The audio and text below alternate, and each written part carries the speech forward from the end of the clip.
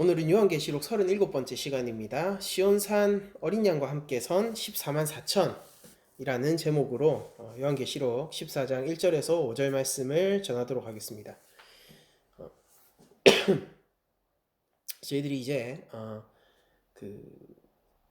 대접제왕에서 나팔제왕으로 넘어가는 그 상간에서 아니죠. 나팔제왕에서 대접제왕으로 넘어가는 그 상간에서 이제 막간극들을 보고 있는데, 오늘 본문이 이제 서로 다음 페이지로 넘어가는 두 번째 챕터에 해당하는 제왕과 이제 저희들이 앞으로 보게 될 세 번째 챕터에 해당하는 대접제왕의 그 사이를 이렇게 이어가는 그런 본문이라고 볼 수 있습니다. 우리가 오늘 본문을 보면서 좀 그런 생각을 하셨으면 좋겠는데, 이건 어떻게 보면은 일곱 재앙이라고 하는 역사의 거대한 한 카테고리 끝에 있을 일이면서, 또한 동시에 역사라는 거대한 카테고리의 그 초입에 저희들이 또한 알아야 할 내용이라고 저는 판단이 되어집니다. 그래서 우리의 미래를 바라보고 우리 하나님 안에서의 소망을 생각할 때 오늘 본문이 떠올랐으면 좋겠고, 그리고 우리가 하루를 시작하거나 한 주를 시작하거나 뭔가를 시작할 때 이 본문 위에 서서 뭔가를 하루를 시작하고 한 주를 시작하고 그런 일들이 좀 있었으면 좋겠다라는 생각이 듭니다. 우리가 지난 시간들을 통해 가지고 용이 어떻게 예수님을 잡아먹기를 원했는가, 그리고 또한 우리 교회는 어떻게 용에게 핍박을 받을 수밖에 없었는가, 그리고 세상 사람들은 그 하나님의 신성을 흉내내는 그 용과 그 하수인들이죠, 그 짐승들에게 어떻게 넘어갈 수밖에 없는가, 어떻게 생각하면은 넘어가지 않는 것이 용할 정도로 하나님의 흉내를 굉장히 잘 내고 있었던 용인데, 그 모든 이 파괴적이고 진한했던, 그리고 유혹에, 그리고 시험에 그 과정들을 넘어선 이후의 장면이 바로 오늘의 장면입니다. 이것은 바로 우리가 우리 인생의 끝, 그리고 더 나아가서 이 역사라는 이 역사의 끝, 하나님의 구속사의 마지막 절정 부분이겠죠. 이 역사의 끝, 그리고 또 내가 오늘은 이 땅에서 눈을 뜨고 여기서 하루를 살아가게 되겠지만은, 내가 눈을 뜰 때에 내가 본디 어떤 권세와 어떤 위험 가운데 속해 있는지를, 그리고 내가 살아갈 때에 어떻게 살아가야 되는지, 나는 본디 어떤 사람이므로 어떻게 살아가야 되는지를 우리 마음속에 다짐하게 하는 그런 내용이 오늘 본문이라고 할 수 있습니다. 이제 환상이 전환돼서 요한이 보면 1절에 또 내가 보니 라고 얘기를 하면서 이 용과의 전투 가운데서 용의 유혹과 여러 가지 공격들이죠. 굉장히 그 강한 교회를 향한 공격들 이후에 이 다음 환상이 바로 또 내가 보니라는 이 장면의 전환으로 오늘 본문에서 이어지고 있죠. 그러니까 오늘 장면은 이전에 봤던 장면들과는 굉장히 분위기나 무드가 다릅니다. 자, 보라, 어린 양이 시온산에 섰고라고 되어 있습니다. 그리고 그와 함께 14만 4천이 서 있는데, 이 14만 4천을 앞서서 666을 그 인침으로 받은 짐승에 속한 자, 용에 속한 자들과 다르게 속은 자들이죠. 미혹된 자들이고, 그들과는 다르게 이마에 어린 양의 이름과 그 아버지의 이름을 쓴 것을 받은, 즉 하나님과 어린 양의 이름으로 인침을 받은 14만 4천 명이 시온산에서 어린 양과 함께 서 있는 거예요. 자, 그럼 이 이미지를 한번 떠올려 보죠. 시온산 위에 어린 양이 있어요. 당연히 여러분들이 다 아시는 것처럼 어린 양은 예수님을 상징하고 있는 것이죠. 예수님이 시온산에 서 있는데 거기에 14만 4천이라는 그룹이 하나님의 이름으로 인칭을 받고 함께 서 있는 장면입니다. 첫 장면이. 그렇죠? 그러면은 이 어린 양은 예수님이라는 거 잘 알겠는데, 시온산은 뭐고 14만 4천은 뭔지 저희가 한번 살펴보도록 하겠습니다. 시온산은요, 기본적으로 그 예전에 이제 구약에서 모리아 산이죠. 그러니까 신약으로 넘어오면은 여기서 얘기하는 시온산은 그냥 예루살렘 성을 얘기하는 거고요. 성전이 있던 장소를 의미를 합니다. 성전이 있던 장소라는 것은 뭐냐면은 하나님이 임재하고 있는 곳이란 뜻이겠죠. 여러분들 하나님이 임재하고 있다라는 것은 무엇이겠습니까? 거기가 가장 강력한 보호를 받는 무너지지 않는 성이라는 뜻이겠죠. 물론 우리가 구약의 역사를 보면은 이 성전이 이미 두 번이나 회파가 되고요. 그러니까 첫째는 바벨론, 그리고 둘째는 헬라에 의해서, 그리고 또 로마 시대에도 그 주 70년인가요? 그때 또 한번 성전이 회파가 됩니다.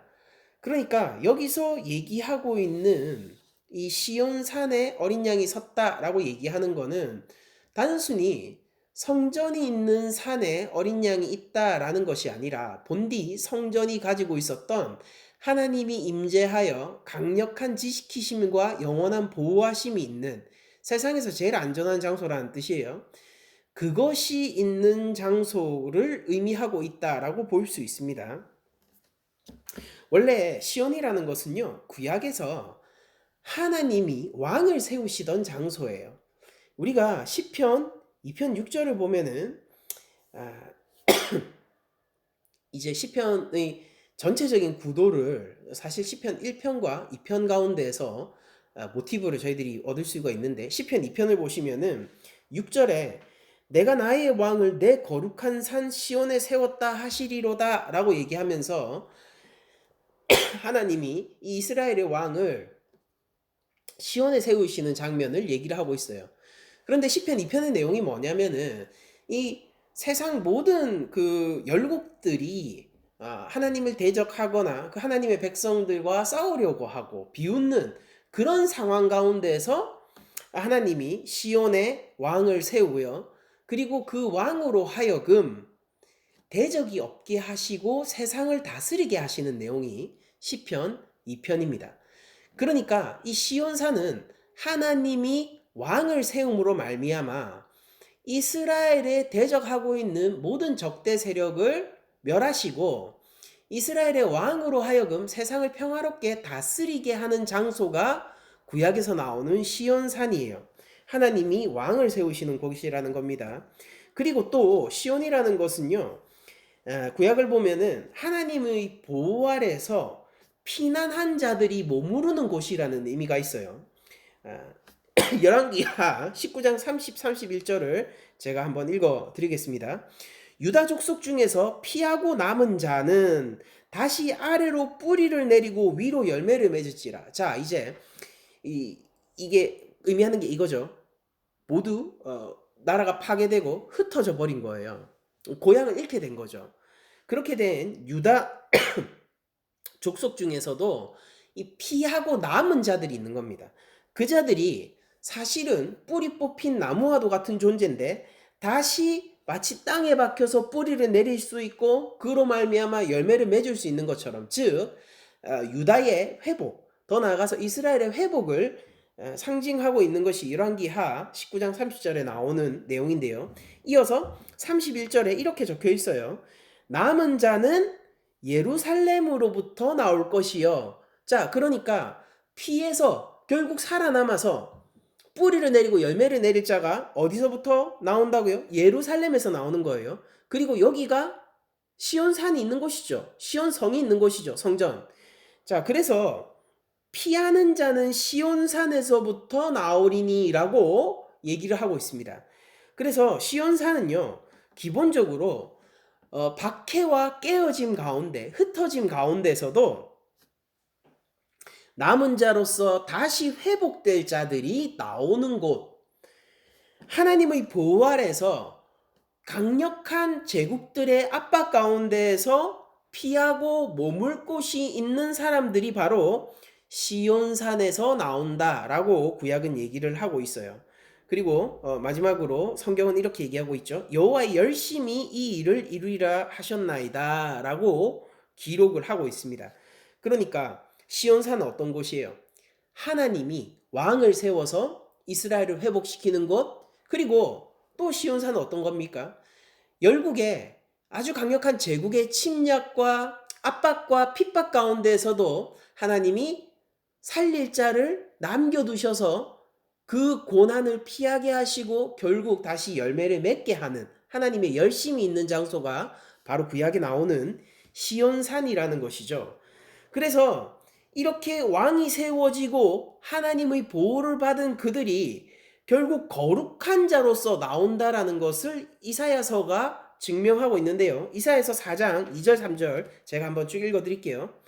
그날에, 바로 이 그날에가 종말론적인 하나님의 날을 의미하고 있는 겁니다. 회복의 날이에요. 그날에 여호와의 싹이 아름답고 영화로울 것이요 그 땅의 소사는 이스라엘의 피난한 자를 위하여 영화롭고 아름다울 것이며, 여기서도 피난한 자가 그 땅의 소산을 먹게 되네요. 시온에 남아있는 자, 그쵸? 시온에 남은 자예요. 시온에 남아있는 자, 예루살렘에 머물러 있는 자. 그러니까 이거 동어 반복이죠. 시온에 남아있는 자, 예루살렘에 머물러 있는 자, 곧 예루살렘 안에 생존한 자 중 기록된 모든 사람은 거룩하다 칭함을 얻으리니 라고 얘기하면서, 단순히 시온이라는 장소는 하나님 앞에서 단순히 피할 뿐 아니라 열국의 압박 가운데에서도 핍박 가운데에서도 안식처를 얻을 수 있고 보호소를 얻을 수 있을 뿐만 아니라 종말론적으로 하나님 앞에서 거룩함을 일컫게 되는 장소로, 그런 사람들이 모여있는 장소로 시온산이 그려지고 있는 거예요. 좋아요. 여러분들, 그러면은 이런 구약의 그림에 비추어서 오늘 어린 양 예수 그리스도가 시온산에 섰는데 그 주위에 14만 4천이라는 하나님의 인침을, 즉 하나님의 보호함을 받은 사람이 모여있는 장소를 생각해 봅시다. 구약에서 예언했던 것이 마치 정확한 그림으로 성취된 것 같은 모습을 보여주고 있죠. 그렇지 않습니까? 자, 예수님이 시온산 위에 섰다라는 것은 마치 시편 2편이 얘기하는 것처럼 하나님이 영원한 이스라엘의 왕을 세우신 것과 같은 그런 상징성을 드러내고 있고, 그 왕은 철장으로 만국을 다스리는 왕이고, 여러분들 이거 앞서서 그 철장으로 만국을 다스리는 그 그림 어디서 왔어요? 시편 2편에서 왔었죠. 그리고 시편 2편에서 이렇게 얘기하잖아요. 오늘 내가 나의 왕 거룩한 산 시온에 세웠다. 그러니까 하나님이 시온에 왕을 세우면은 그 왕이 열국을 철장으로 다스린단 말이에요. 그러니까 그런 어린 양이 왕의 위치로서 시온산, 하나님이 머무시는 곳, 즉 천상에 서신 것, 그런 식으로 표현을 하고 있고, 그 근처에 하나님의 은혜를 받아서 보호함을 받았을 뿐 아니라 피난처로 삼아서 하나님을 회복시켜 주시기를 기다리고 소망할 뿐 아니라 마침내 열매를 맺어서 종말의 날에 종말론적으로 거룩함을 일컫게 되는 사람들이 그 주위에 둘러싸고 있는 것이 바로 오늘 초반부에 나오는 그림인 거예요. 자, 여러분들, 요거 자체가 제가 한마디로 얘기를 하자면은 완성된 천상의 교회를 얘기를 하고 있는 겁니다. 그리고 여기 나와 있는 14만 4천이라고 얘기하는 거는 우리가 계시록 앞에서 본 것처럼, 계시록 7장에서 봤죠. 그런 것처럼 12지파에서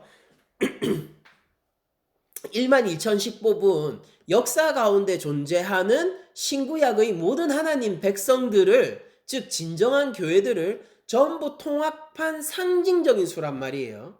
정확하게 14만 4천도 아니고, 그리고 또한 무슨 특정 집단을 일컫는 것도 아니고, 그냥 하나님으로부터 보호함을 받고 하나님의 택함을 받은 어린 양 예수 그리스도의 이름을 마음에 가지고 그 이름을 고백하고 있는 모든 하나님의 백성들, 역사 가운데 존재하는 모든 하나님의 백성이 14만 4천이란 말입니다. 그 상징적인 수란 말이에요. 그래서 성경은요, 계시록은 나중에 이 동일한 이 무리를 두고 정확하게 14만 4천이라고 표현하는 것이 아니라 허다한 무리로도 얘기하고 셀 수 없는 무리로도 얘기하고, 그러니까 웃기죠. 뭐냐면은 셀 수 없는 무리래요. 근데 여기서는 정확하게 14만 4천이라고 얘기를 하고 있죠. 그러면 이거는 뭐냐면은 14만 4천이라는 것이 상징적인 수라는 겁니다. 그러니까 우리가 이 본문을 이 전체적인 맥락 가운데서 잘 받아들여야 되는 것입니다. 여러분들, 이런 모습을 구약에서 시온을 둘러싼 이런 모습들이 오늘 완결된 것으로 보이는데, 오늘 본문에서 마치 이 예언이 성취된 것 같은 그림을 처음부터 벌써 보여주고 있는데, 히브리서 기자는 이렇게 얘기를 하고 있어요. 히브리서 12장 22절에서 24절 제가 한번 읽어드리면은, 그러나 너희가 이룬 곳은 시온산과 살아계신 하나님의 도성인 하늘의 예루살렘과, 여기서도 시온과 예루살렘이 번갈아 가면서 나오죠. 다시 한번 읽어드릴게요. 그러나 너희가 이룬 곳은, 지금 교회를 얘기하는 거예요. 너희가 이룬 곳은 시온산과, 시온산에 이르렀답니다. 누가? 교회가요. 하나님의 도성인 하늘의 예루살렘과. 그러니까 히브리서 기자는 뭐라고 얘기하고 있어요? 시온산이 어디 있는 거래요? 하나님의 도성, 살아계신 하늘의 예루살렘이라고 얘기를 하고 있습니다. 그쵸? 그러니까 우리가 뭐 성전을 다시 지어야 된다, 제3성전을 지어야 된다, 예루살렘, 백투 예루살렘 이런 거 아니죠.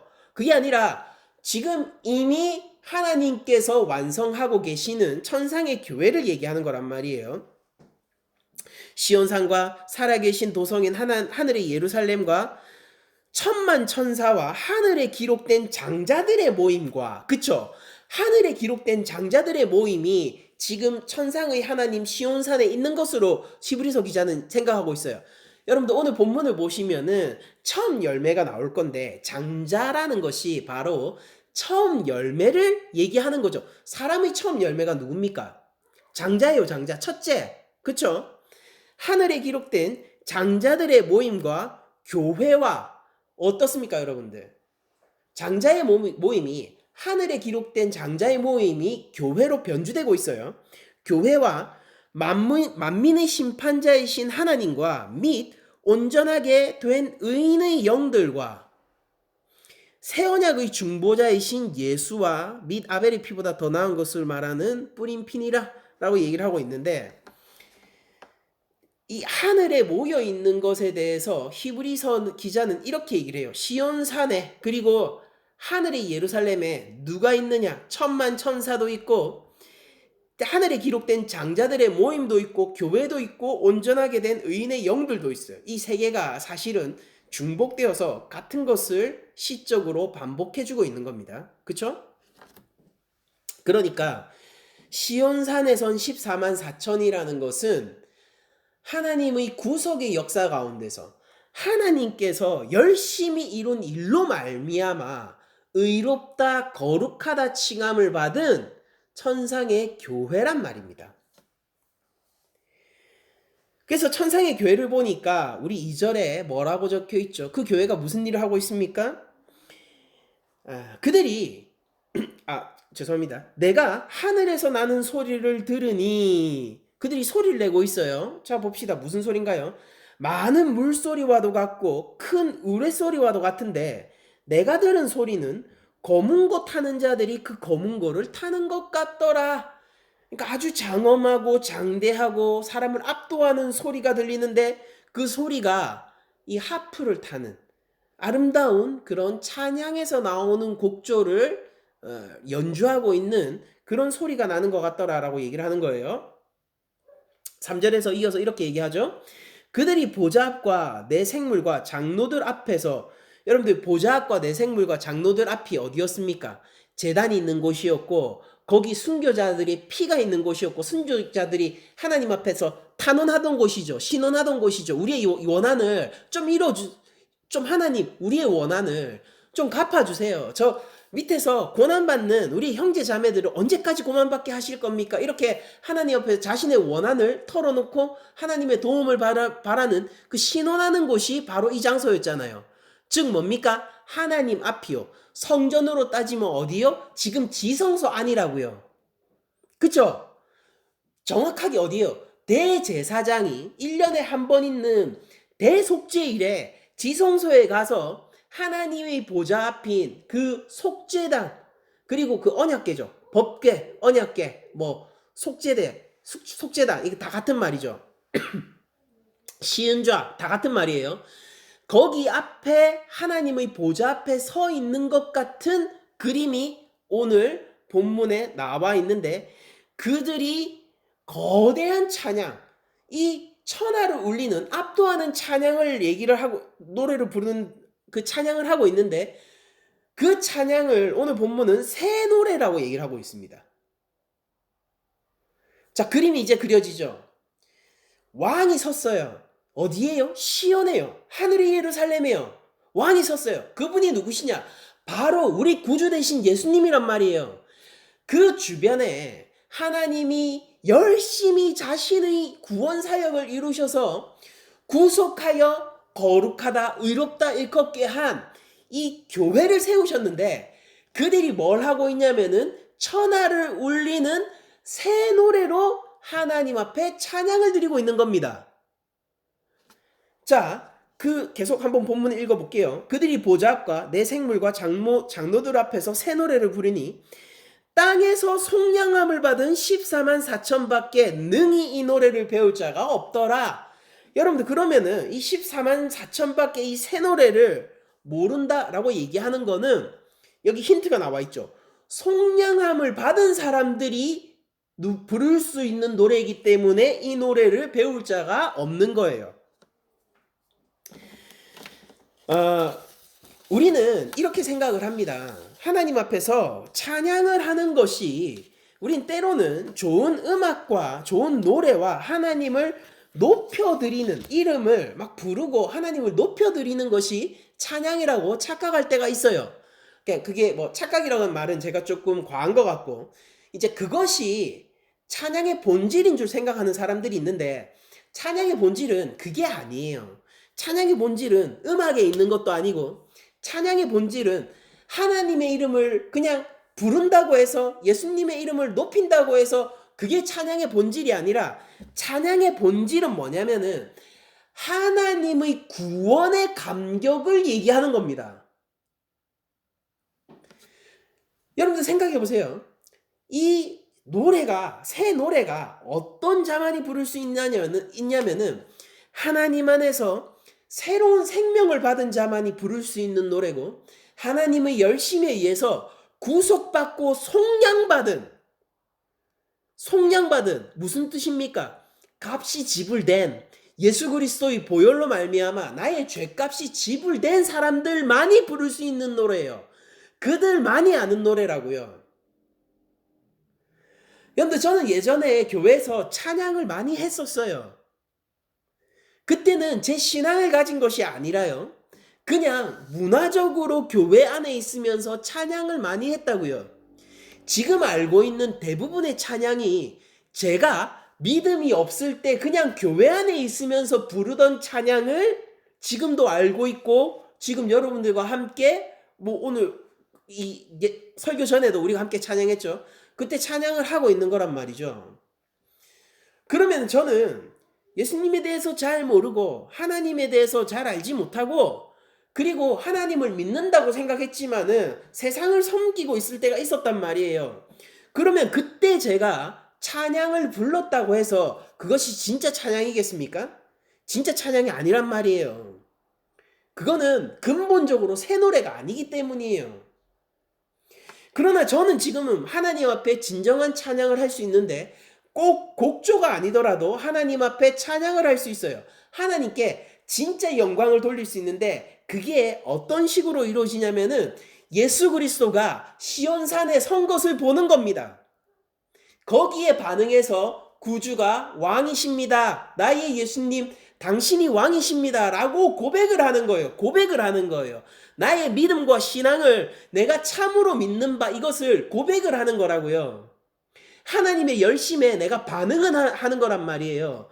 하나님이 나에게 구원을 주셨단 말입니다. 어린 양이요, 나를 죄 가운데에서, 죽음 가운데서 건지셨단 말이에요. 나를 속량하셨단 말이에요. 이것을 위해서 우리 구주께서 피 흘림을 당했어야 됐어요. 제자에게 팔리고 자신의 백성들에게 영광을 지금 바쳐도 모자랄 그 대제사장이 백성들을 선동해서 이 예수님을 죽였단 말입니다. 그런 모든 모독과 수치를 당하고 성부 앞에서도 처벌을 당하셨어야 됐어요.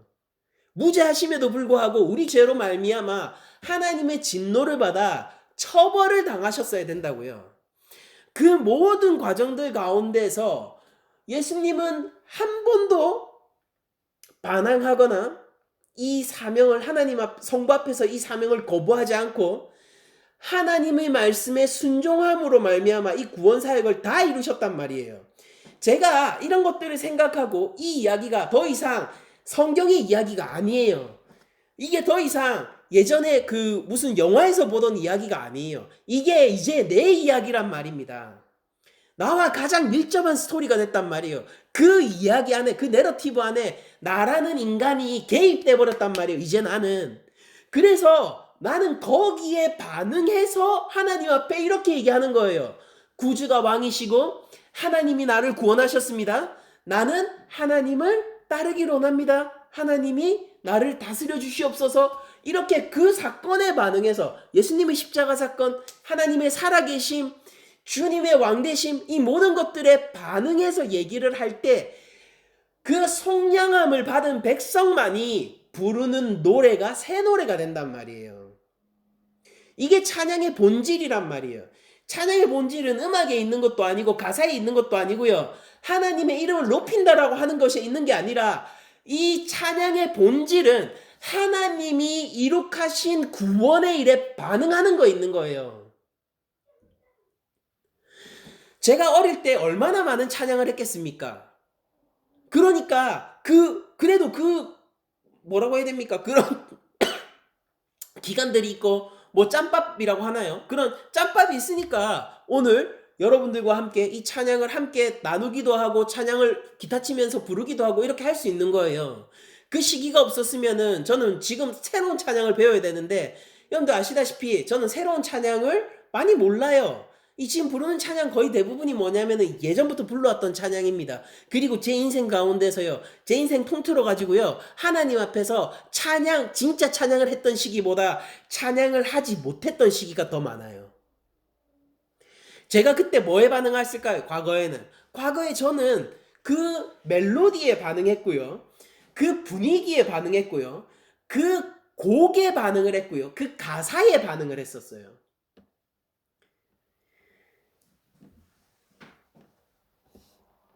그러나 지금은요, 하나님의 구원을 고백하기 위해서 가사가 필요해요. 하나님의 구원, 나에게 일어난 이 새 창조, 나를 거듭나게 하시는 하나님의 은혜를 표현하기 위해서 곡조가 필요하고 리듬이 필요하고 악기가 필요합니다.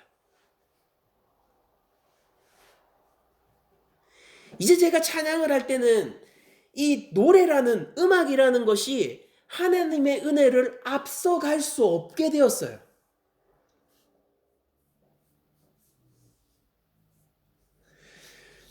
물론 좋은 찬양이 있고 제가 좋아하는 찬양이 있고요. 제가 더 많이 공감하는 찬양의 가사들이 있는 것이 사실이에요.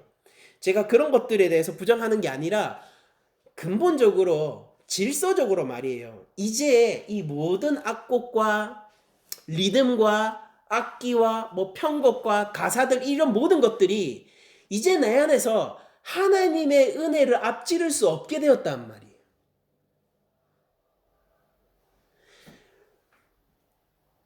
우리에게는 음악이 필요하고 가사가 필요하죠. 그러나 그것이 근본적으로 왜 필요합니까? 하나님의 은혜를 찬양하기 위해서 필요한 거잖아요.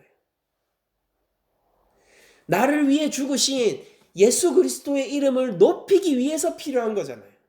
이게 찬양의 본질이라고요. 찬양은 내가 드리는 게 아니에요. 찬양은 그냥 내가 좋은 곡으로 하나님께 올려드리는 게 아니라고요. 내가 하나님 이름을 높이 받으시옵소서 그걸 한다고 해서 찬양이 되는 게 아니라고요. 하나님이 나에게 하신 일이 뭔지를 알고 그 구원에 반응할 때 비로소 참 찬양이 나온다라는 거예요. 근데 그 찬양은 어떤 거냐? 거룩한 자만이 부를 수 있는 찬양이고, 어린 양과 함께 선자들만이 부를 수 있는 찬양이고, 새 노래를 부르는 찬양인데, 이 새 노래는 언제나 새 생명을 받은 이들이 새 언약의 완성 속에서 부르는 찬양이라는 겁니다. 이들이 누구냐? 이들이 하나님 앞에서 첫 열매들이고, 히브리서에 따르면은 장자들의 모임이란 말이에요. 그냥 장자들의 모임이 아니에요. 여러분들, 저는 우리 가족에서 저는 막내입니다. 그러나 하늘에서는 기록된 장자로서 저를 봐줄 거예요.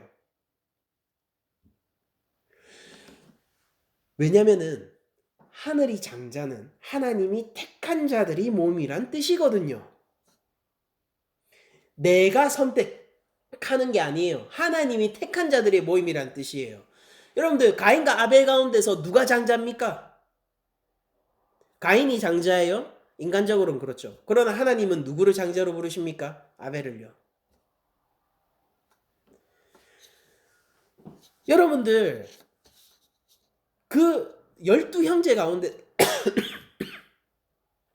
야곱의 12아들, 그 12형제 가운데서 누가 장자입니까? 육적으로는 넷째인 유다요, 영적으로는 요셉이었잖아요. 첫째 누구예요? 루벤이죠. 어떻게 됩니까? 장자예요? 아니죠. 하나님이 꺾으시죠. 하늘에 기록된 장자들의 모임, 그 첫 열매, 그 첫 생명, 새 노래를 부르는 이 14만 4천 예수 그리스도의 은혜에 반응하고 하나님의 택한 바 되어서 하나님 앞에서 안전하게 지켜지는, 그러니까 앞선 우리 그 계시록 본문으로 하면 뭡니까? 그 여인요. 그 여인. 예수 그리스도를 잉태하고 예수 그리스도를 낳은 그 여인요. 하나님으로 말미암아 하나님이 지키신 가운데서 광야로 안전하게 인도되어서 거기서 배우고 훈련받고 자라나게 되는 그 교회요. 그들이 찬양을 부르는데 하나님 앞에서 찬양을 하고 있는 거예요. 어린 양과 함께 찬양을 하고 있는 거예요. 여러분들, 이거는 어떤 거냐면요, 그 어린 양의 권세를, 여러분들, 시온산에 누가 섰다 이러면 왕적인 권세를 얘기하는 거예요. 시온산에 그냥 서는 거 아니에요. 시온산은 기본적으로 왕을 세우는 곳이란 말이에요. 하나님의 성전이 서 있다고요. 그 시온산의 왕과 그 시온산의 왕 대신 어린 양과 함께 찬양을 하는 게 뭐냐? 하나님 안에서 우리도 삼위일체 하나님과 함께 교제를 누리고 있고 그 은혜를, 그 영광을 동일하게 나누고 있다라는 뜻이란 말입니다.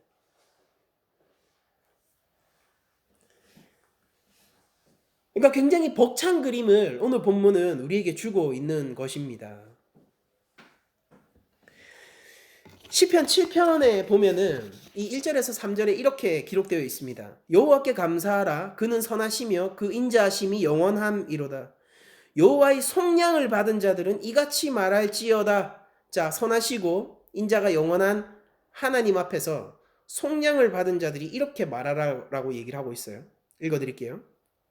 여호와께서 대적의 손에서 그들을 속량하사 동서남북 각 지방에서부터 모으셨도다. 뭐라고 얘기를 하고 뭐라고 찬양을 하라고요? 대적의 손에서 우리를 속량하셔. 값을 치렀다 이겁니다. 그냥 뺏어온 거 아니에요. 속량하사 우리를 다시 모으셨다. 근데 이 찬양이 어딥니까? 오늘 본문에서는 시온산이죠. 시온산은 뭐예요? 하나님 앞, 천상의 지성소요. 거기 앞에 모으시고 찬양하게 하시고 그 찬양을 받으시고 우리와 함께 그 영광을 나누시며 즐거워하는 모습이란 말입니다. 새 노래는 어떤 걸까요? 새로운 곡조를 붙이고 새로운 멜로디를 만들고 새로운 리듬을 만들고 새로운 편곡을 하면 그게 새 노래입니까?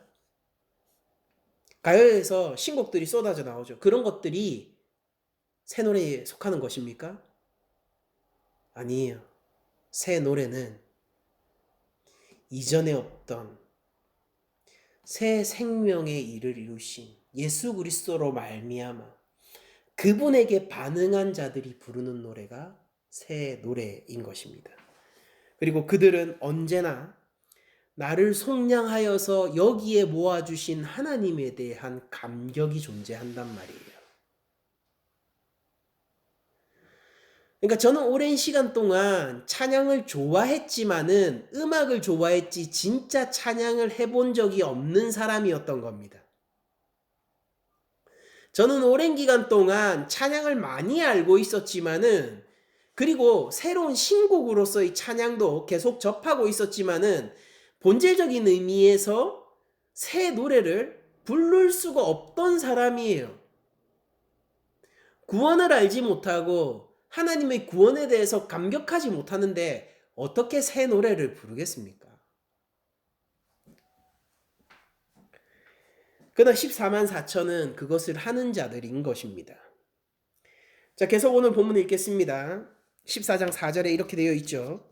이 사람들은 그러면 이 천상의 교회 역사 가운데 존재하는 모든 하나님의 백성들은 어떤 사람들이냐? 여자와 더불어 더럽히지 아니하고 순결한 자다라고 얘기되어 있고, 두 번째로는 어린 양이 어디로 인도하든지 따라가는 자다라고 기록이 되어 있고, 사람 가운데서 속량함을 받아 처음 익은 열매로 하나님과 어린 양께 속한 자들이다라고 기록이 되어 있고, 그 입에 거짓말이 없고 흠이 없는 자라라고 기록이 되어 있습니다. 먼저 첫 번째로 살펴볼 것은 이 성적 순결을 의미하고 있는 것 같은 여자와 더불어 더럽히지 아니하고 순결한 자다라고 되어 있어요. 여러분들 우리가 계시록 읽어보면 알겠지만은 여자와 더불어서 더럽히지 아니하고 순결한 자다라고 얘기하는 거는 우리가 나중에 계시록 14장에 후반 8절에 나올 큰 성 바벨론 음녀 이런 존재와 더불어서 더럽히지 않았다라는 것을 의미하는 겁니다. 우리가 율법을 보면요, 하나님이 성적인 순결을 여자와 잠자리를 하지 않는 거를 언제 요구를 하시는지 아세요? 언제 요구를 하냐면은 전쟁에 나가기 전이에요. 여러분들 신명기에서 전쟁에 나가기 전이다 라고 얘기하면은 뭘 얘기하겠습니까? 하나님의 약속의 땅 가나안을 정복하고 가나안에 하나님의 심판을 가져오고 그 땅을 언약의 땅으로 되찾는 과정에서 필요한 게 뭐다? 여자를 멀리하는 거예요. 남자 군사들이. 제가 신명기 23장 9절에서 11절 읽어드릴게요. 네가 적군을 치러 출진할 때에 모든 악한 일을 스스로 삼갈지니 너희 중 누가 밤에 몽설함으로 부정하거든 진영 밖으로 나가고 진영 안에 들어오지 아니하다가 해질 때에 목욕하고 해진 후에 진에 들어올 것이요. 그러니까 정액을 쏟지 않는 것이 무엇입니까? 성적 순결을 요구하는 것이 뭐예요? 전쟁을 하기 전에 군사들에게 요구되어지는 거예요. 그리고 이거는 사실 뭘 의미하느냐면은 단순히 여성과 관계하지 않는 그런 군사가 되어야겠다. 그걸 얘기하는 게 아니라 뭐 동정남이 되어야 되겠다. 그걸 얘기하는 게 아니라 우리가 선지서에 보면은 이게 곧 뭘 의미하는 거였습니까? 가나안의 우상 숭배를 받아들이지 않는 일과 직접적으로 연결이 돼 있었어요. 에스겔서 23장 49절입니다. 에스겔 선지자는 이스라엘의 우상 숭배 그리고 정치적이고 경제적인 이 타락한 행위, 죄악된 행위들을 음녀로 묘사하거든요. 봅시다. 그들이 너희 음란으로 너희에게 보응한즉 에스겔서 23장 49절이에요. 그들이 너희 음란으로 너희에게 보응한즉 너희가 모든 우상을 위하던 죄를 담당할지라 내가 주 여호와인 줄 너희가 알리라.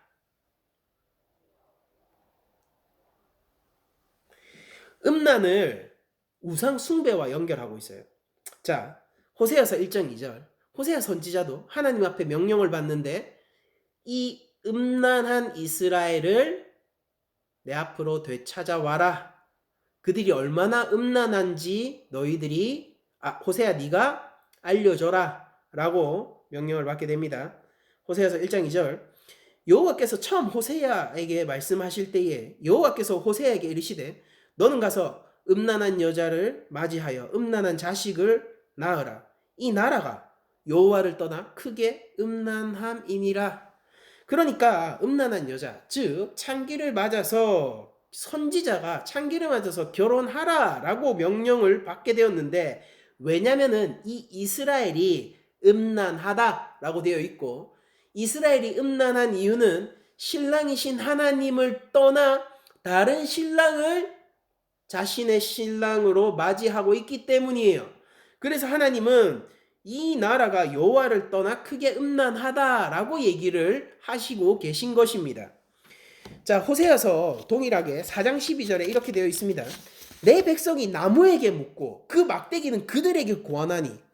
어떻습니까?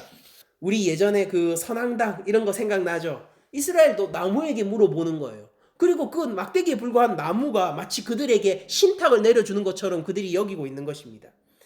계속 본문 읽을게요. 이는 그들이 음란한 마음에 미혹되어 하나님을 버리고 음행하였습니다. 우상 숭배를 한 장면을 그리고 나서 호세아 선지자가 받은 내용은 뭐냐면은 그렇게 점치고 나무에게 물어보고 우상들에게 절하고 그 우상에게서 신탁을 받아내는 이런 행위들이 전부 다 음란한 마음에 미혹되어 하나님을 버리고 음행한 거라고 얘기를 하는 거예요. 여러분들, 성적인 순결을 지킨다는 건 뭐냐면은 나에게 나를 맞이할 신랑이 따로 있다라는 뜻입니다. 내가 결혼을 앞두고 있고 나를 맞이하러 올 신랑이 지금 말 타고 군사들과 함께 달려오고 있다라는 뜻이라는 거예요. 이게 뭐냐면은 우리 교회의 입장에서는 어떤 거냐면은 다시 오실, 이 땅에 오실 우리 구주 예수 그리스도 이외에 다른 어떠한 신도 거부하겠다. 나는 우상을 숭배하지 않고 예수 그리스도만을 따르겠다라는 뜻이라는 겁니다. 요한계시록 14장 8절 제가 한번 읽어드릴게요. 또 다른 천사 곧 둘째가 그 뒤를 따라 말하되 무너졌도다 무너졌도다 큰 성 바벨론이요. 근데 이 큰 성 바벨론이 뭐라고 기록이 되어 있냐면은 모든 나라에게 그의 음행으로 말미암아 진노의 포도주를 먹이던 자로다 라고 되어 있어요. 그러니까 큰 성 바벨론은 지금 요한 공동체, 즉 초대교회를 박해하고 있던 로마의 분신이죠. 자, 그 로마가 어떻게 하고 있다고요? 음행으로 말미암아 진노의 포도주를 먹인다라는 게 무슨 뜻입니까? 하나님의 진노를 받을 만한 음행을 권하고 있고 사람들에게 참여하게 하고 있다라는 거고, 이거는 곧 뭘 의미하냐면은 황제 숭배를 얘기하고 있는 겁니다. 그러면은 이 사람들은 여자와 더불어 더럽히지 아니하고 순결한 자다라는 것은 황제 숭배에 그리고 그 압력에 굴하지 않고 끝까지 나에게는 오실 신랑이 있으니 나는 그 신랑 이외에는 잠자리를 하지 않겠다. 나는 다시 오실 나의 신랑, 지금은 내 곁에 없으나 그러나 지금 속히 오고 있는, 다시 오고 있는 그 신랑 이외에 내가 다른 정혼자를 두지 않겠다라고 생각을 하며 예수님을 믿는 믿음을 지키고 이 로마 황제에 대한 우상 숭배를 거부하는 자들이 얘기하는 거죠. 그리고 이거는 실제로요, 성적인 음란하고도 직접적으로 연계가 되어 있어요. 왜 그런지 아십니까? 여러분들, 내가 이제 황제 숭배를 하고 이 로마의 다신론을 어느 정도 받아들일 수 있게 되면은, 타협을 할 수 있게 되면은 그는요 성창들과 함께 성적인 음란을 공식적으로 행할 수 있는 자가 되는 거예요. 내 집에 아내가 있습니다. 그럼에도 불구하고 합법적으로 성창과 관계를 맺을 수가 있게 되는데, 이게 바람 피는 게 아니라 뭐 하는 거예요? 종교의식을 행하는 거죠. 여러분들, 이런 것들이 바로 그리스도인이 빠지지 말아야 할, 그리고 타협하지 말아야 할 이 조건들이고, 만약에 오늘 교회의 가장 큰 우상이 돈이라고 한다면은 그러면은 이 돈과 함께 더불어 음란을 행하지 않도록 우리가 주의를 해야 되겠죠. 근데 저는 최근에 뭐 기독교 관련 컨텐츠를 많이 보니까 유튜브를 보면서 한 가지 안타까운 사실을 보게 되었는데, 어떤 한 전도사님이요. 유튜브에서 어떤 한 전도사님이 익명이지만은 그 누군지를 밝히진 않았어요. 그런데 말만 하면은 누구나 알만한 목사, 그리고 찬양 리더, 그러니까 말만 하면 알만한 찬양 그룹의 리더래요. 그런 리더가 성적인 추행과 일종의 가스라이팅 같은 거겠죠. 그걸 통해 가지고 성적인 범죄를 저질렀다라는 제보가 들어왔다라고 얘기를 하고 있고, 그리고 그거를 이제 교회에 경고를 하는 그런 메시지를 내었습니다. 여러분들, 우리가 이렇게 참 교회 가운데서도요, 심지어 교회에 리더 자리에 있고 책임 있는 자리에 있으면서도 예수 그리스도만을 따르게 되고 우리가 음란하지 않은 우상 숭배를 하지 않게 되는 그런 일은 굉장히 힘들다라고 얘기를 할 수밖에 없을 것 같아요. 그러니까 여러분들, 우리가 우상 숭배를 하지 않고 예수님을 따르는 건요, 그게 진짜 힘든 거라고요. 여러분들, 이거는 심지어 사람들의 평판과도 상관없는 거예요. 그러니까 사람들이 알만한 목사, 그리고 사람들이 알만한 찬양 리더다라고 얘기를 하면은 진짜로 얘기를 했을 때 파장이 크니까 그걸 가렸을 거라고, 이름을 가렸을 거라고 저는 생각을 하고, 분명히 저도 알고 있을 거예요. 무슨 뜻이냐? 많은 사람들이 거기에 은혜를 받고 영향을 받고 있을 거라고요. 우리가 하나님 앞에서 순결을 지킨다라는 것, 우리가 어린 양의 신부로서 참 순결한 신부교회로서 순결을 지킨다는 것은요, 사람들의 평가뿐만 아니라 내가 가진 영향력과도 상관없는 거예요.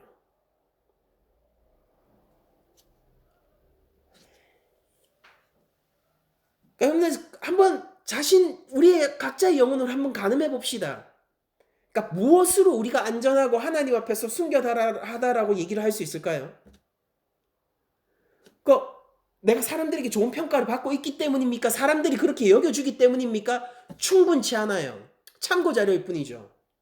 나에게 영향을 받고 있고 나에게 좋은 영향을 받아서 은혜를 받고 있는 사람들이 있으면 나는 괜찮은 거예요?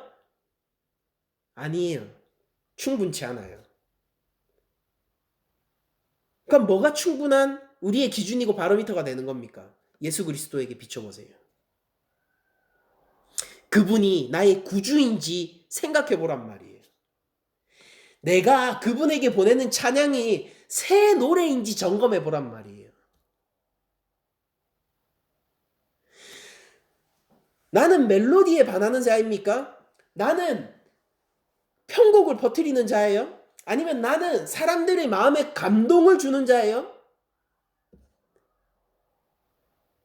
그리고 나 역시도 음악을 쫓는 자입니까? 나 역시도 멜로디를 쫓는 자예요? 나 역시도 그냥 설교를 쫓는 자예요? 나 역시도 역시 사람들에게 주어지는 영향력이라는 걸 쫓는 자예요? 그런 거 점검해 봐야 되는 거예요.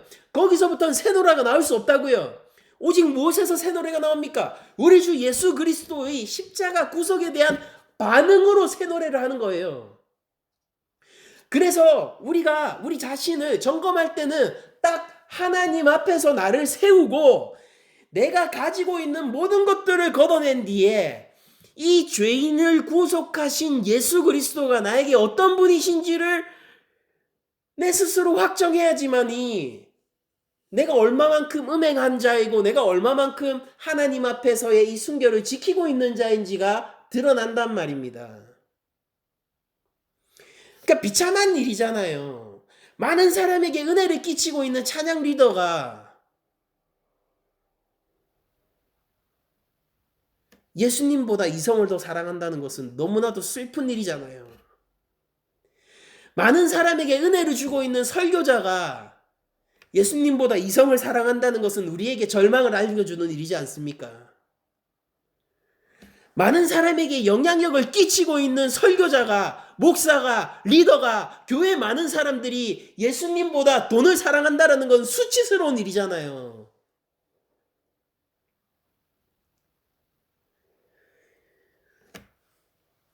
예수님이 우리를 보면 뭐라고 할까요?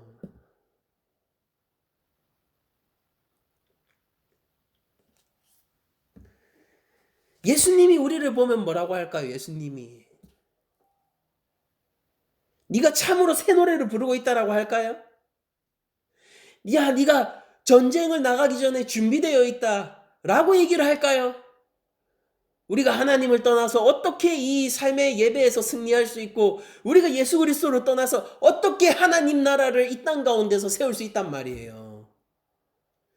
내가 다른 신과 내가 다른 남편을 가지고 있는데 내 남편이 바알이고 내 남편이 아세라고 내 남편이 돈이고 내 남편이 이성이고 내 남편이 사람들의 평가고 내 남편이 사람들에게 끼치는 나의 영향력인데 어떻게 우리가 전쟁에 나갈 수 있고 어떻게 거기에서 승리할 수 있다는 말입니까?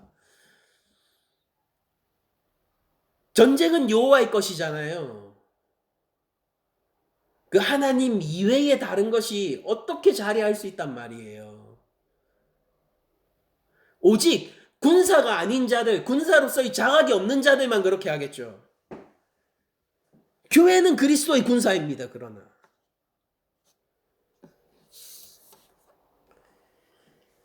그리고 이 순결한 자들은 어린 양이 어디로 인도하든지 따라가는 자다라고 두 번째로 서술하고 있죠. 여러분들, 예수님은 이미 이 땅 가운데 오셔서 자신을 선한 목자라고 소개하시고 그리고 자신을 따르는 자들이 누구인지도 밝혀두셨어요. 요한복음 10장 11절 나는 선한 목자라 선한 목자는 양들을 위하여 목숨을 버리거니와. 자, 예수님은 자신이 목자라고 얘기를 하고 목자임에도 불구하고 양들을 위해서 십자가에 못 박혀 죽을 것이라고 말씀하셨습니다. 그리고 요한복음 10장 26, 27절을 보면은 이렇게 되어 있어요. 너희가 내 양이 아님으로 믿지 아니하는도다. 이 수전절에요. 수전절에 솔로몬 행각안에서 성전에 있는 솔로몬 행각안에서 벌어진 일이거든요. 유대인들이 예수님한테 추궁을 했어요. 당신이 우리를 시험 들게 하는 것입니까? 당신이 하고 있는 것이 무엇입니까? 이렇게 추궁을 했어요. 우리를 미혹해 하는 겁니까? 추궁을 했어요. 그러니까 예수님이 이렇게 했어요. 너희가 내 양이 아님으로 믿지 아니하는도다. 내 양은 내 음성을 들으며 나는 그들을 알며 그들은 나를 따르노라. 여러분들 누가 따르는 자들입니까? 예수님이 목자임을 아는 자요. 그러나 이 땅 가운데는 여러분들 이때 당시에 그 요한 공동체를 생각해 보세요. 초대교회예요. 목자가 로마 황제라고 생각한 사람이 있어요, 없어요? 있습니다. 교회 공동체에 있다가 사정이 불리해지니까 나의 목자는 이 위대하신 로마 황제시요 이러면서 카이사르의 뒤를 따르는 자들이 있다고요. 오늘날 어떻습니까? 나의 목자는 하나님이시요 나의 목자는 예수 그리스도요. 그래놓고 돈 앞에서 돈은 나의 하나뿐인 목자요 하고 돈의 음성을 듣고 쫓아가는 사람들이 있다고요. 이성의 유혹을 이기지 못하는 목사, 돈의 유혹을 이기지 못하는 목사, 예수 그리스도의 음성을 듣지 않는 교회의 리더들. 선한 목자는 본질적으로 어떤 분이라고 얘기했습니까? 양을 위해서 목숨을 바치는 게 선한 목자래요. 이것을 아는 양은요, 그분의 음성을 무엇보다도 소중하게 여기겠죠. 이게 바로 오늘 본문에 나온, 계시록 본문에 나온 속량받은 자들일 거 아니에요. 그러니까 예수님을 안 믿는 거예요. 그러니까 예수님을 안 믿는 거라고요. 이게 심각한 거예요. 교회의 문제가. 구원에 대해서 아무도 진지하지 않은 것 같아요. 먹고 사는 문제는 우리에게 심각한 문제죠. 돈의 문제는 심각한 문제예요. 자녀의 문제는 심각한 문제예요. 그러나 여러분들 그걸 아셔야 돼요. 구원은 더욱더 심각한 문제잖아요.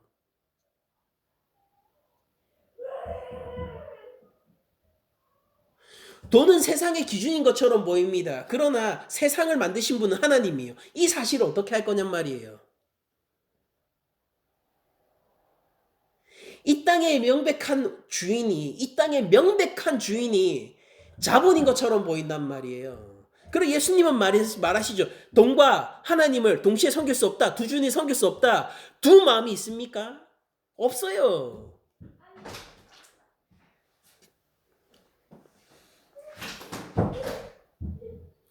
요한복음 10장 28절을 계속 한번 읽어드릴게요. 여러분들 잘 들어보세요. 내가 그들에게 영생을 주노니 영원히 멸망하지 아니할 것이요. 여러분들 이게 시온산에서 일어나는 거예요. 영원히 멸망하지 아니할 것이요.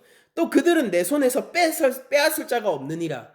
여러분들 용이 입을 벌리고 그 짐승들이 용을 찬양케 하고 용을 따르지 않는 자들을 죽이려고 덤벼들지만은 그러나 하나님의 선언, 이 예수님의 선언은 무엇입니까? 나를 따르는 자가, 내 음성을 아는 자가 영생을 얻고 누구도 내 손에서 그것을 빼앗을 수 없고, 29절에 이렇게 고백을 하고 있어요. 그들을 주신 내 아버지는 만물보다 크심에, 그들을 주신 내 아버지는 만물보다 크심에 아무도 아버지 손에서 빼앗을 수 없느니라. 나와 아버지는 하나이니라. 그러므로 이 신부 교회가 그리스도와 하나가 되어야 되지 않겠습니까? 우상 숭배하지 않는 자가 순결한 자이고 예수님을 따르고 예수님의 음성을 듣고 있는 자가 14만 4천이고요. 그 다음에 세 번째로 나오는 게 사람들 가운데에서 첫 열매가 되는 자들이죠. 여러분들, 처음 열매라는 것은 구약에서 보면은 이스라엘을 가리키는 말이었어요. 원래 우리 부활 구절들을 저희들이 고린도전서에 있는 부활 구절들을 저희들이 많이 아니까 이 첫 열매, 처음 열매가 되셨다 이러면 우리가 예수님이라고 우리가 생각을 하잖아요. 그래서 우리 부활의 첫 열매가 되신 예수님에 대한 교회 인식이 강한데, 원래 성경의 순서 가운데서 처음 열매로 먼저 기록되어 있는 것은 이스라엘 그 나라를 얘기하는 거였습니다. 예레미야 2장 2절 한번 읽어드릴게요. 가서 예루살렘의 귀에 외칠지니라. 이와 같이 말씀하시기를 내가 너를 위하여 네 청년의 때의 인애와 네 신혼의 때의 사랑을 기억하노니. 자, 하나님이 이렇게 이스라엘에게 전하랍니다. 이스라엘아, 내가 너희들이 젊을 때, 그 젊을 때의 인애, 사랑이죠. 사랑, 넘치는 사랑요. 그렇게까지 할 필요가 없는데도 그렇게까지 하는 사랑이 인애예요. 그 넘치는 사랑, 그렇게까지 안 해도 되는데도 그렇게까지 하는 그 사랑을 내가 기억한다. 그리고 또 뭘 기억합니까? 신혼 때의 사랑을 기억한다. 명백히 하나님의 신부는 누구예요? 이스라엘이에요. 근데 보세요. 이 신부 이스라엘을요, 하나님은 처음 열매라고 부르실 거예요. 내 신혼의 때의 사랑을 기억하노니 곧 씨 뿌리지 못하는 땅 그 광야에서 나를 따랐습니다. 여러분들 오늘 출처가 되는 구절들 잘 생각해 보세요. 전부 다 고난의 때 가운데에서도 하나님을 따르고 있는 구절들이 계속 나오죠. 이 이미지들이. 씨 뿌리지 못하는 땅 그 광야에서 나를 따랐습니다. 출애굽 1세대를 얘기하는 거예요. 지금 예레미야가. 근데 그거를 뭐라고 얘기한다고? 이스라엘의 청년의 때, 이스라엘의 신혼의 때. 그때의 특징이 뭐라고요? 사랑. 왜 그러냐? 예레미야 2장 3절. 이스라엘은 여호와를 위한 성물 곧 그 소산 중 첫 열매이니. 이게 왜 첫 열매인지 아십니까? 제사장 나라라서 그래요. 무슨 소리냐? 모든 민족들 가운데서 처음 하나님 앞에 바쳐져서 이 뒤를 따라서 온 세상이 구원을 받을 첫 열매, 하나님 앞에 드려진 최초의 제물요. 이게 이스라엘이었습니다. 그래서 그를 삼키는 자면 모두 벌을 받아 재앙이 그들에게 닥치리니 여호와의 말씀이니라 라고 예레미야를 통해서 하나님이 선포하신 적이 있어요. 그런데 이스라엘은 어땠습니까? 결국 하나님 앞에서 처음 열매였지만은 실패해버리고 말았죠. 왜냐하면 열매를 맺지 못해서 그랬어요. 그래서 예수님이 첫 열매가 되셨죠. 그러나 하나님은요, 옛 이스라엘을 향하여서 너희가 첫 열매다 라고 얘기하신 말씀을 물리지 않으시고 관철시키세요. 어떻게? 예수 그리스도와 하나 되게 하심으로 예수 그리스도 안에 속하여서 주님의 음성을 듣고 따르고 주의 신부로서 하나된 교회는 그리스도가 첫 열매이므로 함께 첫 열매라는 호칭을 공유할 수 있게 되었단 말입니다. 그래서 회심한 신자를 바울은 그냥 첫 열매다라고 얘기합니다. 고린도전서 16장 15절, 형제들아 스데바나의 집은 곧 아가야의 첫 열매요. 자, 아가야가 스데바나 집안을 전도했어요. 회심케 했단 말이에요. 그러니까 뭐라고 얘기해요? 아가야의 첫 열매다. 그러니까 첫 열매는 무엇입니까? 항상 회심한 신자들을 그냥 얘기할 수 있는 거예요. 제가 누군가를 전도해서 회심하게 되잖아요. 그러면은 그 사람이 저의 첫 열매가 되겠죠. 또 그 사람이 누군가를 회심케 하고 전도를 하게 되면은 복음을 받아들이게 하면은 저 사람이 이 사람의 첫 열매가 되겠죠. 그렇게 하나님을 믿고 예수님을 나의 구주로 고백하는 그 자들이 언제나 첫 열매라고 일컬음을 받을 수가 있게 되는 거예요. 그래서 회심한 신자도 첫 열매가 되었고, 그리고 새 창조가 시작된 그 신자들을 야고보는 첫 열매라고 부르는데요. 야고보서 1장 18절, 그가 그 피조물 중에 우리로 한 첫 열매가 되게 하시려고. 자, 많은 피조물들이 있지만은 야고보가 이렇게 얘기하는 거예요. 초대교회, 그 공교회의 수장이 이렇게 얘기를 하는 겁니다. 우리 이 교회가 이 많은 피조물 가운데서도 첫 열매가 되게 하시려고 자기의 뜻을 따라 진리의 말씀으로 우리를 낳으셨느니라. 여러분들 어떻게 낳았습니까? 우리를 어떻게 낳으셔서 첫 열매가 되게 하셨어요? 예수 그리스도의 십자가에 올리심으로 말미암아. 야고보는 예수님의 육체된 형제잖아요. 동생이잖아요.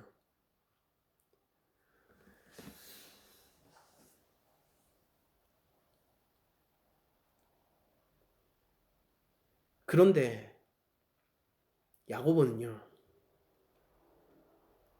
예수님이 우리를 낳으셨대요. 마리아가 형도 낳고 나도 낳은 거 아닙니까?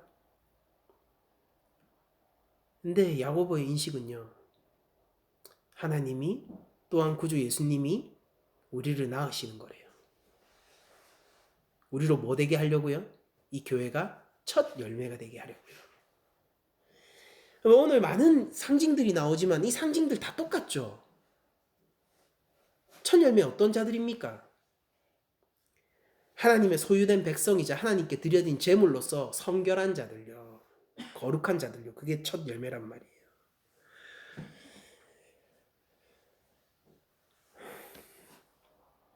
그리고 이 첫 열매가 나타나야지 많은 하나님의 또 다른 백성들과 이 피조 세계까지 구원을 얻을 수 있게 됩니다. 로마서 8장 23절, 그뿐 아니라 또한 우리의 곧 성령의 처음 익은 열매를 받은 우리까지도, 성령의 처음 익은 열매를 우리가 받았다고 합니다. 그렇게 하니까 속으로 탄식하여 양자될 것 곧 우리 몸의 속량을 기다리느니라 라고 얘기를 하면서 성령의 처음 입은 열매를 받은 우리들이 부활에 참여하게 될 거고, 영원한 생명이 곧 우리의 새 몸을 입고 진짜 새 노래를 부르게 될 거예요. 새 몸을 입는 그 부활에 참여하게 되고, 그리고 그때는 언제냐면은 온 우주적 갱신과 회복이 일어나는 그때가 될 것임을 바울은 암시를 하고 있단 말이에요. 자, 그러면은 첫 열매도 저희들이 이미지적으로 이제 해결을 했습니다. 그럼 마지막으로 14장 5절을, 오늘 계시록 14장 5절을 보면은 마지막으로 14만 4천의 그 특징이 그 입에 거짓말이 없고 흠이 없는 자다라고 되어 있죠. 그런데 이거 출처가 어디냐면은 이사야서 53장이에요. 53장이 고난받는 종으로서의 메시아 이미지잖아요. 이사야서 53장. 제가 6절 이하를 쭉 한번 읽어볼게요. 여러분들 잘 들어보세요. 입에 거짓말이 없고 흠이 없는 자들이 곧 예수님을 따라 예수님처럼 말하는 사람이라는 걸 알게 될 거예요. 그리고 그 말하는 이미지는 명백하게 무언가 있습니다. 자, 봅시다. 이사야서 53장 6절 계속 읽어드릴게요. 우리는 다 양 같아서 그릇 행하여 각기 제 길로 갔거늘 여호와께서는 우리의 모든 죄악을 그에게 담당시키셨도다. 그가 곤욕을 당하여 괴로울 때도 그 입을 열지 아니하며. 여러분들 어떻습니까? 이 메시아가 입을 안 열어요. 보세요. 말하는 자가 아니죠. 말하는 자가 아니에요. 자, 이미지 잘 따라와 보세요. 입을 열지 아니하며 마치 도수장으로 끌려가는 어린 양과 털 깎는 자 앞에서 잠잠한 양같이 그의 입을 열지 아니하였도다. 그는 곤역과 신문을 당하고 끌려갔으나 어떻습니까? 고문당하고 이 취조를 당해가지고 끌려갔대요. 끌려갔으나 그 세대 중에 누가 생각하기를 그가 살아있는 자들이 땅에서 끊어짐은 저가 죽게 되는 거, 저렇게 질고를 겪고 심판을 받게 되는 것은, 저렇게 고문을 받게 되고 신문을 받게 되는 것은 마땅히 형벌을 받을 내 백성의 허물 때문이라 하였으리요. 그는 강포를 행하지 아니하였고 그 입에는 거짓이 없었으나, 그러니까 이렇게 백성들의 질고를 담당하고 그 죄악 때문에 도수장에 끌려가는 어린 양처럼 신문을 당하고 고문을 당하게 되는 그 메시아는 폭력을 행한 적이 없대요. 폭력을 행한 적이 없고 입에 거짓이 없었답니다. 거짓말하지 않는 자였대요. 진실된 자였다라는 뜻입니다. 거짓말 안 했는데 그 무덤이 악인들과 함께 있으며 그가 죽은 후에는 부자와 함께 있었도다 라고 얘기를 함으로 말미암아 바로 이 땅에서는 침묵함으로 악인들과 함께 이 비하되어지고 고난받게 되는 그곳에서 묻히게 되지만은, 그러나 하늘에서는 어떻게 해요? 부자와 함께 있는다. 어떻습니까? 하나님의 영광 가운데 축복과 은혜 가운데 있게 된다라는 것을 이사야서가 우리에게 보여주고 있죠. 여러분들 거짓말 안 하는 게 뭐겠어요?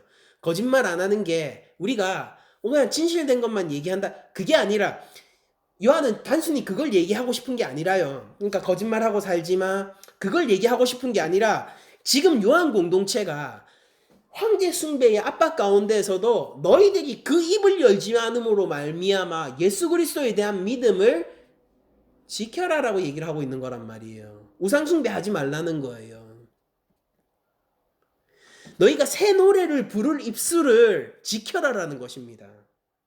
거짓말하지 않는 것은요, 이사야서에 따르면은요, 말을 하지 않는 것과 똑같아요. 근데 그 말하는 거, 예수님 보세요. 예수님 끌려갈 때 뭐 때문에 말 안 했습니까? 그분이 진짜 말할 말이 없어서 말 안 하는 거예요. 그게 하나님 앞에서의 구원이고 순종이기 때문에 침묵을 지키신 거잖아요. 네가 참으로 이스라엘 왕이냐? 그렇다.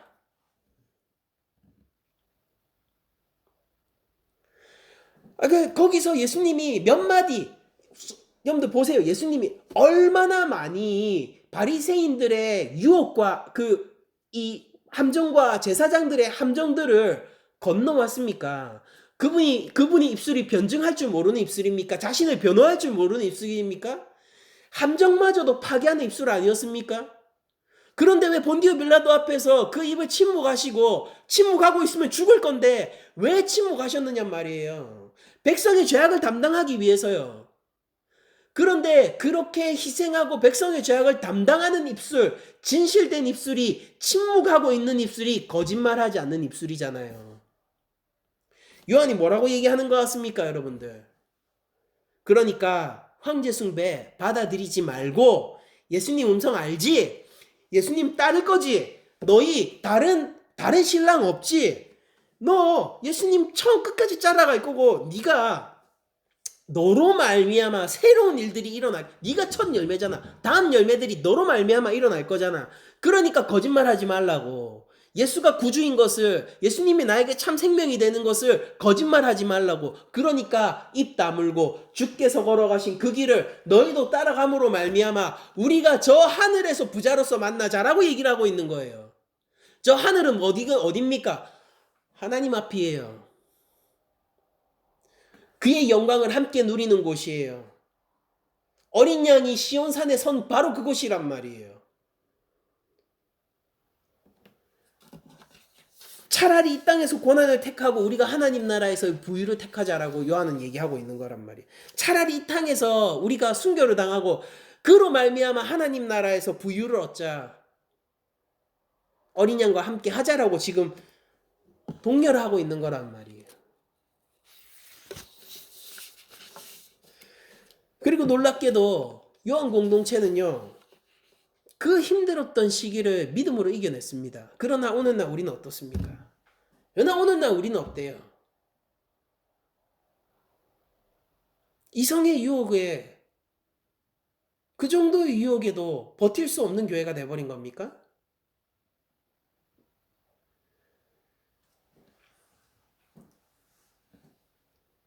그 노후 대책이라는 그것 때문에, 그 돈 몇 억 때문에 버틸 수 없는 교회가 돼버린 겁니까?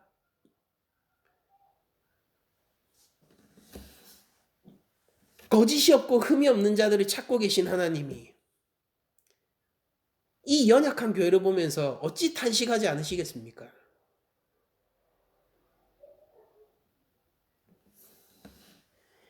예수님을 따라 말하는 자들은 누구죠? 신학 잘 얘기하고 성경 구절 잘 얘기하는 자가 예수님을 따라 말하는 자입니까? 고난 가운데서도 묵묵히 그 길을 감으로 내 입술의 고백, 예수님은 나의 구주라는 내 입술의 고백을 더럽히지 않고 물리지 않고 다른 신랑을 찾지 않는 자가 거짓말하지 않는 자예요.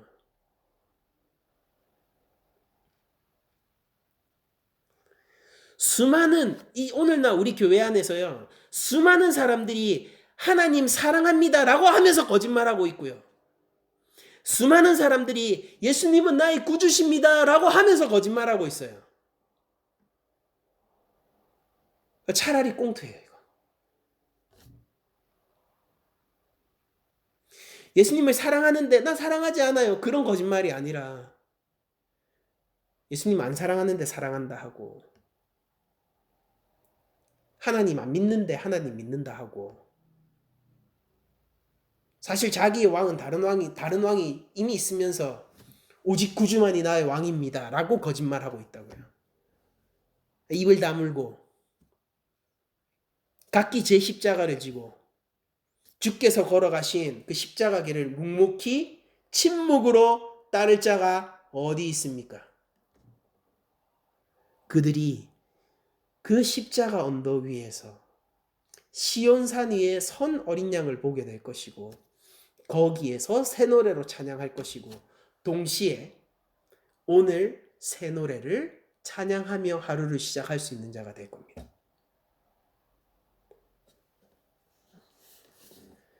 시대 속에서 믿음을 지키시고 예수님의 구원의 감격을 놓치지 않는 여러분들이 되시기를 바라면서, 우리는요, 새 노래를 찬양하는 그리스도의 신부입니다. 우리는 하나님 앞에서 속량함을 받은 교회입니다. 이 위에서 담대함으로 그리스도를 따라 각자의 자리에서 하나님의 은혜에 반응하여 살아갑시다. 음행하지 마시고 어린 양을 따라가시고 첫 열매로 서시고 거짓말하지 않는 것으로 우리가 하나님의 천상의 교회임을 증명합시다. 이상으로 모든 말씀을 마치도록 하겠습니다.